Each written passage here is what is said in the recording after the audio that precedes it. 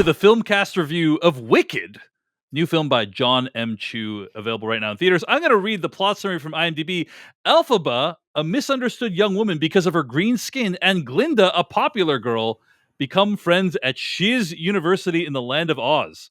After an encounter with the wonderful Wizard of Oz, their friendship reaches a crossroads, end quote. Jeff Kanata, I'm going to start with you today because I think you're the only person here who hasn't actually seen the musical Wicked, and you know the premise, but you don't really know the full true story of what is going on in this musical. So I'm just really curious. What did you think of Wicked? Well, Dave, I guess you could say what I thought of Wicked is best summed up in the form of a limerick. Let's hear it, Jeff.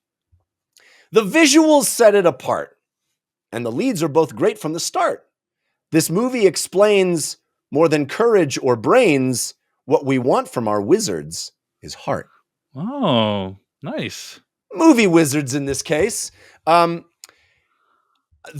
right. This is not usually my jam. I don't tend to enjoy musicals. There are exceptions to that, notable exceptions, but the style of songwriting in a musical is not usually what I'm there for, right? These aren't usually sort of standalone hits, standalone boppers, right? The songs usually have a different, right. They're more they serve a function in the plot of the thing that you're watching, and they don't typically serve a function beyond that. I will they don't say, stand alone. They rarely stand alone. Right. They really. I will say though, right, for Wicked, this is a musical that is nonstop bangers.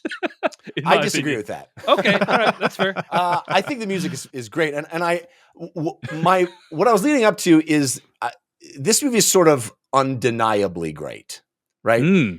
Even as somebody who's sort of not usually into this, and somebody who, you would think, hey, 2 hours and 45 minutes of something you're not usually into that doesn't even have an ending might be a little much. And yet it's sort of undeniably magnificent, this movie. It's a visual splendor, right? It's just wonderfully inventive and cool. And I love the sort of Batman Beginsing of the Wicked Witch of the West, sourcing all the things that we know from the Wizard of Oz. She rides a bicycle. Oh, she rode a bicycle. That kind of fun stuff that shows up, that gives you, that plays on the things you already know. But really, what is special about this movie is that it really has a heart to it. There is a beauty to the message of this movie that resonated with me, and the lead performances are just fantastic. I can't say enough good things about the charm of this movie. It's a roller coaster ride in a lot of ways, but it's much more intimate than that, right? It's got all the big effects of a big popcorn movie. It's got all of the spectacle. It's got all of the wizardry you would expect from something of this scale, but I think ultimately captures something much smaller, much more intimate, much more resonant for me. And that is this relationship, this very relatable experience that we all have that can be funny and kind of over the top and goofy at times. But there is one scene in particular, the scene that happens at a dance, that I was just bawling in the theater at. And I think the ending is a crescendo. Even though, the movie is a part one, it really ends on a crescendo. Yeah, I was going to ask about that. Like, did you you feel like, I guess we can talk more in spoilers, but like, did you feel like this was a part one where you felt deprived of the part two, or did you feel like, hey, that was a great movie, and if it ended there, that would be fine? How did you feel? Well, I think in both are true in a lot of ways. I don't think an ending there would be fine necessarily, but it definitely leaves dangling things unresolved, as you would expect. But I was impressed at the incredible feeling that you leave the theater with. Yeah. Right. Yeah. It really does. It is a crescendo. It is. I mean, if James Gunn can make a Superman as inspiring and sort of super heroic as there are some Superman nods in this movie too. Yeah, it's full Superman by the end of this movie. Yes, and there's running, jumping through a cornfield. Yes, at one point. Yeah. Yes. None of that was lost on me. I was like, man, James Gunn better up his game because this movie just out Superman. But I do think the movie is long. It was particularly that experience was particularly accentuated for me because I was with my children. We took the whole family to see this on Thanksgiving morning. We went 10:30 showing on Thanksgiving morning. We got up, we did a turkey trot where everybody runs in the freezing cold Colorado air. What? And then we went to the movie theater with my mother-in-law, my wife, my 2 kids to see Wicked. My kids didn't know what to expect. I don't think either of them have seen Wizard of Oz. Whose fault is that, Jeff? Theirs. Yeah, it's like they just never picked up the Apple TV and played Wizard of Oz. Yeah, watch another episode of Bluey when Wizard of Oz is right there. No, but my kids, it's pulling teeth to have them watch anything live action. So my daughter, who is autistic and 6,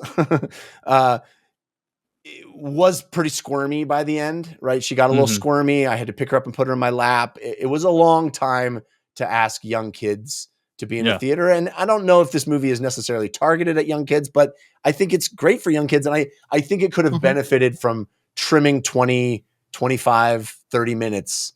I don't think the movie would have been worse off if we had lost some stuff. Yeah. It's rated PG. I was considering bringing my daughter to it as well. Yeah. I mean, my son, my kids liked it. They both had a good time. And that's awesome. I love that. They both said they like Moana 2 more. So take that for what you will.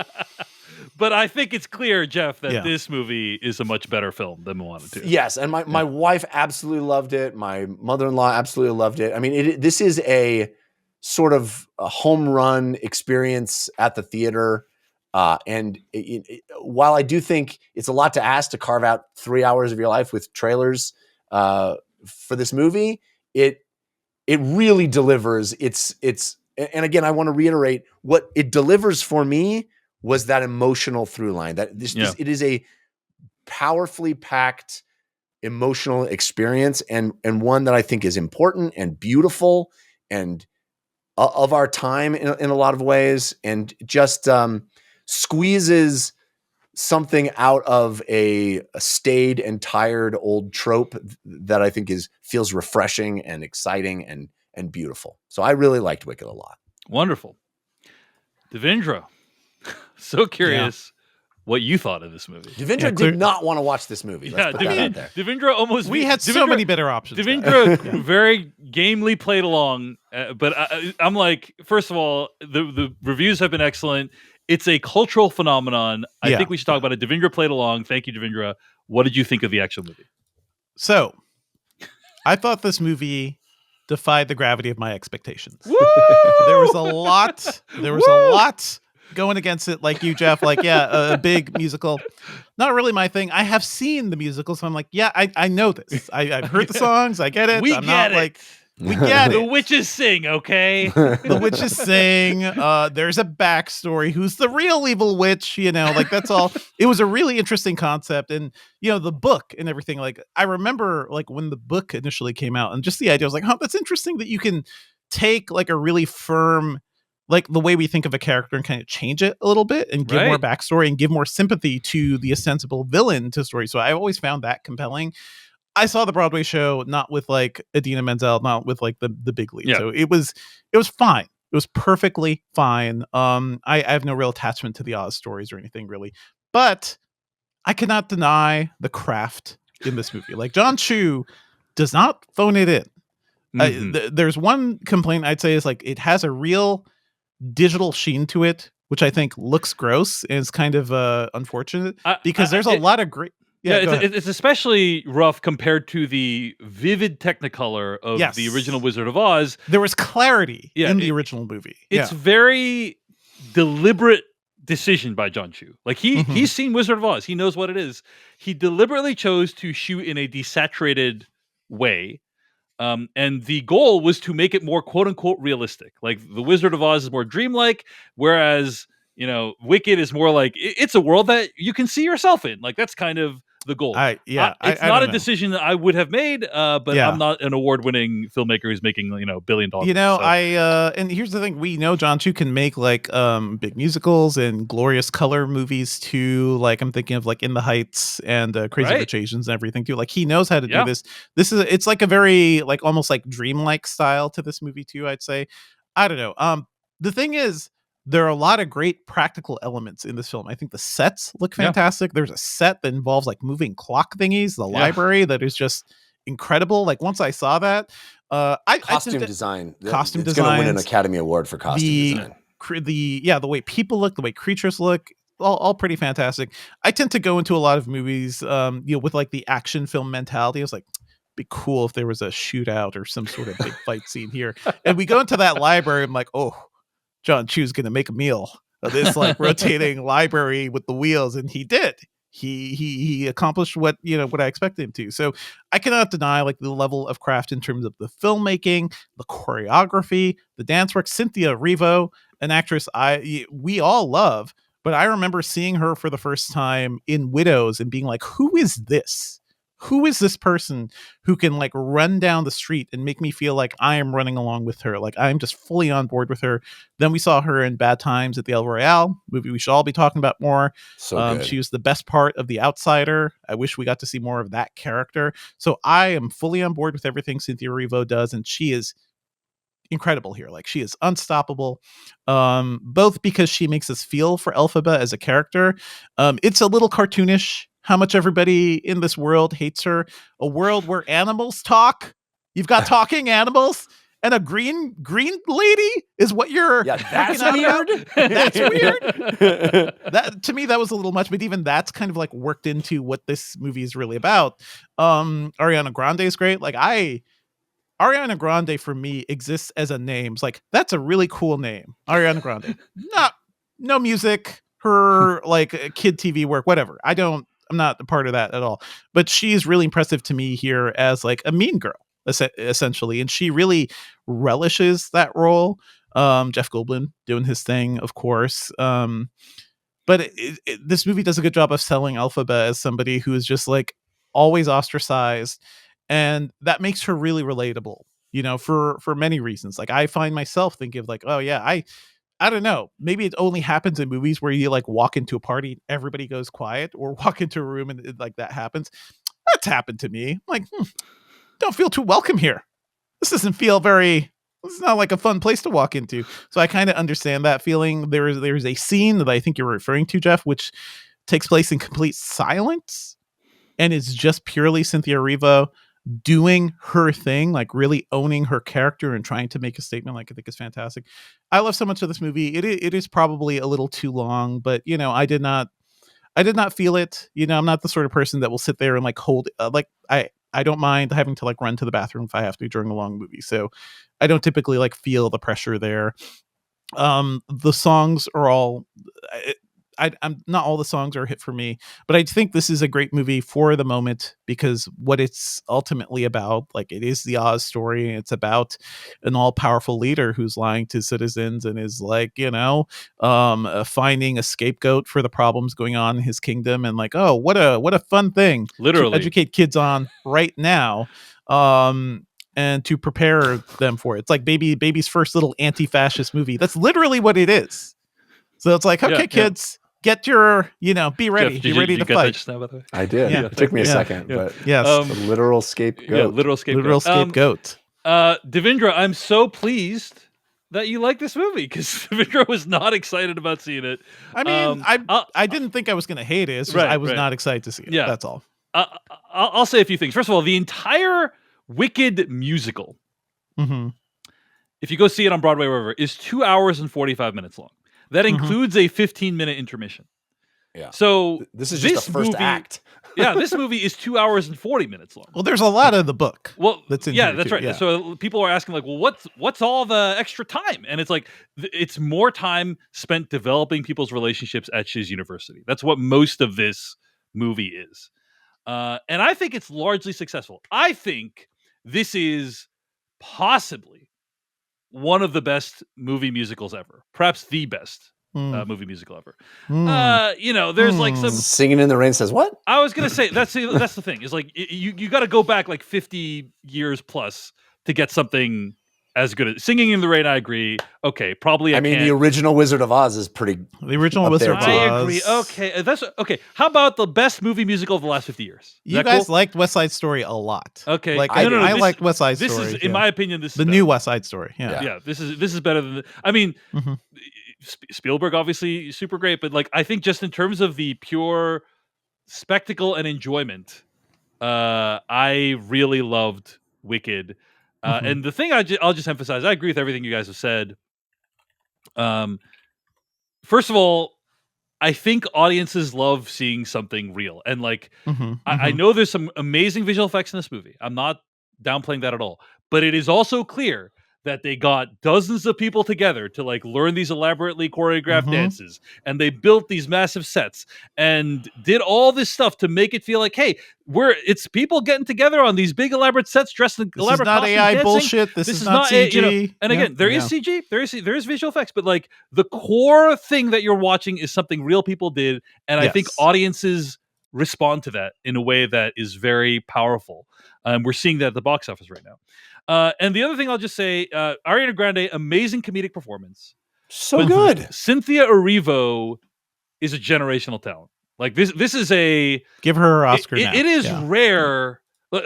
Kristen Chenoweth and Idina Menzel like made these roles. Those are difficult roles. Like it's not a super easy performance to deal to sing those songs. Like they're Right. not necessarily the easiest songs to sing, and they kind of like made these characters famous. Like they immortalized these characters. And then for Cynthia Erivo to come in and potentially do a better job than Idina Menzel did, performing some of these songs is incredible. Now it's subjective, it's up to you, but like she definitely at least gives her a run for her money, in my opinion. And she also has to act more, so it's like she's juggling more for the character. Yeah. She has to act more. I would say literally more because of the runtime, but it's also a very different performance because in a live stage performance, you're playing to the back of the room. Here, it's like a much more subtle performance. And it's just amazing to be able to see her do her thing. I will say one of the things I really liked about the movie is one thing I hate about a lot of movie musicals is, they're talking, and then they start lip syncing to the song. And it's like, oh, you can hear they're not actually singing it. In this movie, they did a good job of making it sound like they actually sang in the actual space that they're in. And I think they actually literally did in some instances. And that also adds to the immersion of it. So, so many things to say about this movie that I enjoyed. I appreciated it. Didn't love the look of it like Devindra, right? Like so some of let those colors pop, man. You're so close. Color, yeah. The color saturation, the color grading was not a fan of, but everything else I was a fan of. And I really enjoyed watching this movie. So yeah, go out, check it out in theaters right now. I mean, this is a reason to get your butt to the theater. Like the experience of seeing this on an enormous screen with a great sound system. Yeah. Like that's it. This is why we go to the movies, Indeed. Yeah, I was a bit bummed at my screening. The rear speakers were really miscalibrated. Oof. And I was wishing that I had. But hey, the reason for that is because most of the screenings were sold out.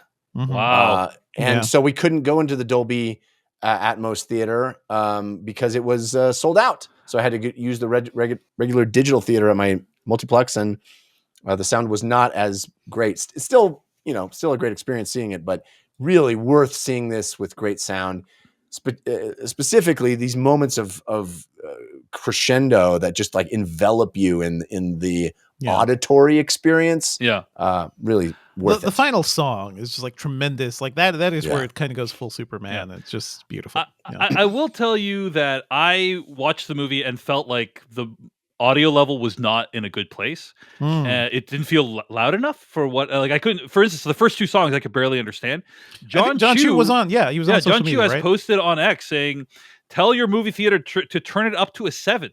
I've gone to a couple screenings and they are more like 6.4. If you want it the way it was intended, 7 is the way." End quote. You know what I found when I march up to the 14-year-old kid at the ticket counter and I tell him what to do in the projection booth, it always works. Absolutely, it always works. Absolutely, I will, but I think his concern is warranted because my audio was not optimal in my opinion. So anyway, those are some overall thoughts on Wicked. Let's talk about spoilers for the movie starting right now. I think there are a lot of questions people have about how the second half of this movie is going to go. I'm not going to spoil what happens in the second half, Jeff. You mean part 2 of Wicked or part 2 right, sorry, of this actual film? Part 2 of Wicked. You're right, Devindra. Part 2 of Wicked. It is Wicked : part 2. I see online. Yeah. So I think the issue is they want to end on Defying Gravity. Like, yes, you can't. It would be malpractice to market the movie, have the song Defying Gravity in it, and then not like in the trailer, and then not have it in the movie. I spent those 2.5 hours thinking, how are they going to end on Defying Gravity? Like, are you going to make it a big moment? Or are you going to do something else? Yeah, and I think they did a good job of making it a big moment. The cut to the credits is just like a great, like you're saying, Jeff, like the crescendo. Just end it there, leave the audience kind of blown away, and then leaves you wanting to come back. in Matrix Reloaded moment. Where for sure. Or I actually was thinking as I walked out of the theater, that old marketing line from Richard Donner, "You will believe a witch can fly." Right. Basically, I wanted to clap out loud when I saw the like nods to the Donner Superman, like the running through the cornfields. Like, yes, I see what you're doing here, and it's great. Love it. Yeah. But yeah, there's a lot of questions because Defying Gravity is like, for those who don't know, it is the song of the musical. Like, it's the one that the musical is most well known for. The second half of the musical, the songs are not as catchy. In my opinion, in general, there's no like showstopper like Defying Gravity. So I think it's a really interesting issue they have. You're screwed now. I don't think they're screwed, but it's like, I think it's going to be a challenge to make the second one feel as momentous as the first one. You know what I mean? Could they add new songs? It's possible. Because, who knows? Yeah. Who knows what they're going to do? They've already shot it. So like, I don't know what they're going to do, but also we got to admire, I think it's Universal, right? For chopping this movie up, because it's a big bet. It's a big bet that this movie is going to do well. And of course, the first one's a massive success. So if you make one that's a massive success, it's almost guaranteed the second one's going to be a huge hit. I cannot imagine. I feel like this movie is a sure bet as anything. I feel like Universal's like, we know Wicked this is what you want. You want to adapt a thing that everybody knows, that's already wildly popular, proven success. You shot extra footage? Okay, it's 2 movies now. Well, somebody's in a room going, can we make it 3? Can we make it 3? Yeah. I mean, same thing happened for Moana 2, where it was like, we got this incredibly popular movie. Why is this on TV? Put this in the theater. That's what happened to Moana 2. So yeah. I mean, they did. There was an instance where remember when The Hobbit was only going to be 2 movies and they split it into 3. Like similar. Could have happened to this. Could have happened to Wicked as well. But yeah, I think the movie has a lot happening. Yes. There is this whole subplot about goats and animals and how they're being treated like second-class citizens, and Peter Dinklage is so good. Like, he's not in the movie much, but he is very good at making you feel for Peter that Dinklage is good. I think it's like many people have interpreted it to be a metaphor about Jews. And so like that's going on while Alphaba's just trying to manage her life as a university student. And it's just, there's a lot going on. And I'm actually glad that the movie has 5 to 6 hours to actually deal with that all, because it's hard to really judge how effectively it's going to manage it all until we've seen the second half of the film. Overall, I'm really grateful this exists. Let's talk about the moment you guys are talking about. Like, it's fascinating because the moment you mentioned where they're at the Ozdust ball, I think is what it is, where Glinda and Elphaba dance for the first time. In the musical, it's like quick. It's like super fast moment. And it's still effective in the musical, but like in the movie, they really get to slow it down and focus on like Cynthia Erivo's facial expressions and her tears and all stuff you cannot experience in a musical. You cannot see people's tears really in a musical. And that was kind of the best example of, wow, taking the cinematic format and augmenting what is in the musical. You know what I mean? Totally. Jeff, what you Yeah, were really I moved thought by that that was moment, right? an exquisite sequence, an exquisite moment. Devindra mentioned how the sound drops away, and you're just left with this sort of movement, and there's the beauty of these two people connecting, and the sort of generosity of that, the courage from Elphaba, and and the sort of reciprocity and generosity from Galinda. It's a beautiful. That's cinema, right? It just comes out of nowhere too. Like it just hits you like a truck in the middle of the movie. Dude, I gotta say, I mentioned it briefly, but the costumes are so great. Yeah. And the silhouette that you get of the Wicked Witch, and the hat alone, like we've all seen a witch's hat millions of times, right? It's a staple for Halloween. The way there's like life and character in that witch's hat is so great. And you see her enter that scene, and you just see the silhouette, and that she wore the hat. And you just and everybody starts snickering at her, and the way that is all built up, and you're just sort of inside that emotional moment.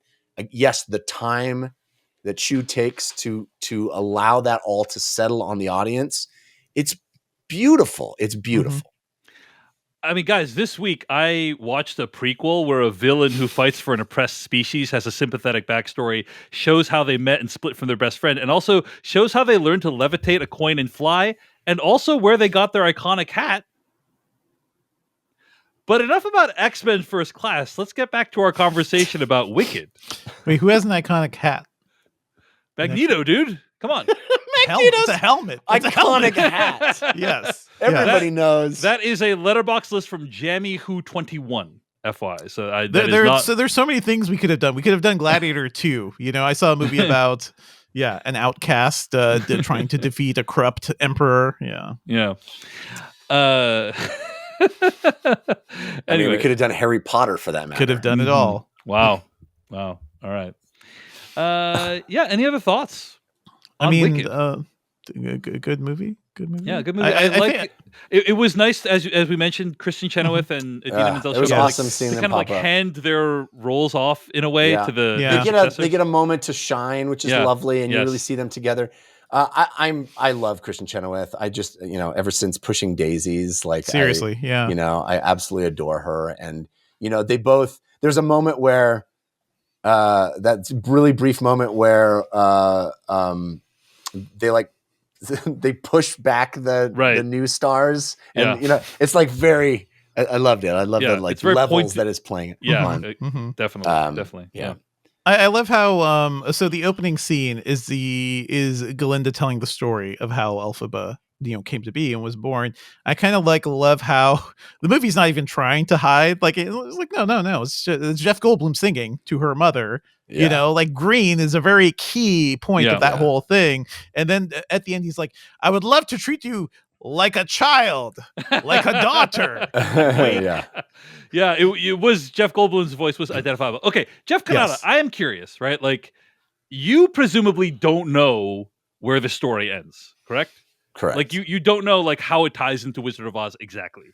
Right. I think you probably get the sense that what we saw in Wizard of Oz is not exactly as we believed it. Right. Yes, that's right. That there might be some, like, if this is canonical, which it's not. This is not canonical, but like there are some readings that people say like the Wizard of Oz, as we saw it, the film is sort of like the propaganda of the story, right? And this is like what is actually happening behind it. Yeah. But I guess I'm curious, like, so far, has how you look at Wizard of Oz changed in any way, or is there anything you're like wondering about for part 2? just curious, like if there's anything you're like, oh, I wonder how this all fits in. Well, certainly. I mean, I think the way this movie opens is the big question mark, right? Is because everybody's celebrating the Wicked Witch is dead. Glinda at this point is celebrating too, and we literally burn her in effigy, right? And so to get to a point where she is so reviled, and that celebration happens, and rectifying that relationship and the sympathies that you would assume that Glinda the Good Witch would have, like the moment in Wizard of Oz is, are you a good witch? Are you a bad witch? It's like asking Dorothy that, right? And it's like, well, is she assuming Dorothy went to Shiz University and studied? Right. So, there's a lot of incongruities that I assume will be hammered out, but I'm not like, I'm not worried in any sense. It's kind of funny. We see Dorothy, we see the friends like early on in the movie, like a CG reinterpretation. Yeah, that was going cool. Down the Yellow Brick Road, which also made me think, how are they going to screw this up? They're going to look at the success of this movie. They're going to look at the likely success of the next movie and be like, what we haven't remade in a while? Wizard of Oz. Yeah. Well, isn't there? I was reading somewhere somebody saying that they should do the. Isn't there a book that is the origin story of the wizard? There are many books. There's already a movie called Oz the Great and Powerful, directed by Sam Raimi. Have we forgotten about Oz the Great and the Powerful? A movie that has no cultural footprint. Fewer people talk about this movie. Fewer people talk about this movie than talk about Avatar. Like, no one remembers this movie. I'm pretty sure we reviewed it on this podcast. We reviewed it. We absolutely reviewed it. I literally could not tell you a single thing that happens in that film. James Franco is Oz. Yes. Zach Braff is a monkey. Yeah. I do love the fact that Goldblum is in this point in his career where he just plays people like Zeus, the Wizard of Oz. Like he's reached this level of like, he can't play a mortal human being, like a normal. Yeah. He's achieved a status where like the only parts that make sense for him are gods. Yeah. We really got to get him and like Nick Cage in the thing and just have them do their shtick at each other for 2 hours. Absolutely. That's a Face Off remake. Yeah, basically. I'm just going to say this, Jeff. I am looking forward to seeing your reaction to Wicked Part 2, because I think you'll find some of the ways it ties into The Wizard of Oz to be surprising and delightful. That's great. I don't recall it being particularly mind-blowing, but and we'll recontextualize perhaps how you see the movie. The one downside of Wicked is, like, Wicked develops these really interesting backstories for all these characters. The one downside is if you believe Wicked is true, quote unquote, it does remove the interpretation that the Wizard of Oz was like all in Dorothy's head. You know what I'm saying? Like that's one of the. I never liked that. It was always kind of silly. Did she dream the whole thing? It's implicit. The whole thing. Yeah. You were there, and you were there, and you were there. I mean, that's sort of implicit in the ending of the movie. That it was all in her head. You're saying, right? Yes, that's a plausible reading. Yes, of absolutely, absolutely. And I'm saying, like that doesn't really work. What if she constructed a whole universe while she was dreaming? A whole narrative in her mind. Yeah, she had a whole backstory. Oh, you're right. Actually, that's true, Devindra. You're right. Yes. It could. What if she was just in a coma for a year? She had time, like George Martin too. Like a hell of a hurricane. Yes, man. Absolutely. All right. Tornado. Well, at the end of the day, it is really impressive that Jon Chu made a movie. Thank you so much for watching this video of the Filmcast. Check out these other videos that we have available, and be sure to hit like, subscribe, and hit that bell icon to get other videos from us in the future. You can also go to thefilmcast.com to catch all of our audio podcast versions of all of our episodes. And support this podcast at patreon.com/filmpodcast, where you can sign up for ad-free episodes and exclusive After Darks. Thanks so much to everyone who makes the Filmcast possible.